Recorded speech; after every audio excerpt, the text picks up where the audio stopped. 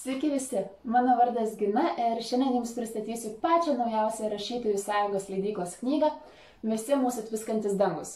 Tai yra antroji Trent Dalton knyga, na, o pirmąją tikriausiai daugelis bent jau esate girdėję, tai Berniukas nuryja visatą.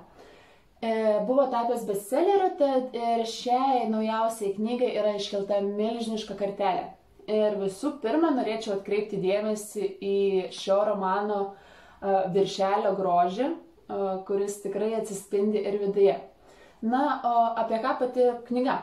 Tai Antrojo pasaulinio karo metais Japonijos lakūnai subombarduoja Australijoje esantį Darvino miestą.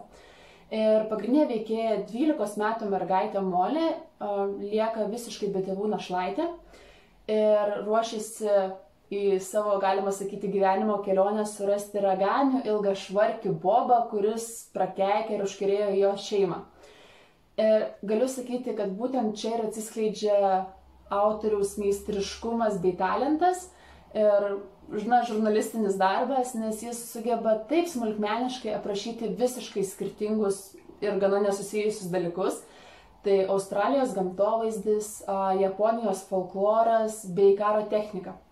O kur dar aukso karštligė, magija, mistika iš vaiko perspektyvos. Ir mane labiausiai žavėjo ši mergaitė, ši 12 metų pagrindinė veikėja, nes kad ir kiek sunkumų jai teko gyvenime išgyventi, kurie net man šiurpą kėlė, ji vis sugebėdavo aplinkui, gamtoje, draugystėje tarp kitų veikėjų ir apskritai gyvenime pamatyti gėrį bei grožį, kuris bent jau tuo momentu net ir mane pačią privertė tikėti stebuklais. Tad visiems drąsiai rekomenduoju šią knygą, kurie yra išsiilgę geros literatūros apie tikrą, nuoširdžią, nesuvaidintą ir nesavanaudišką draugystę. Tad šiam kartui tiek ir iki.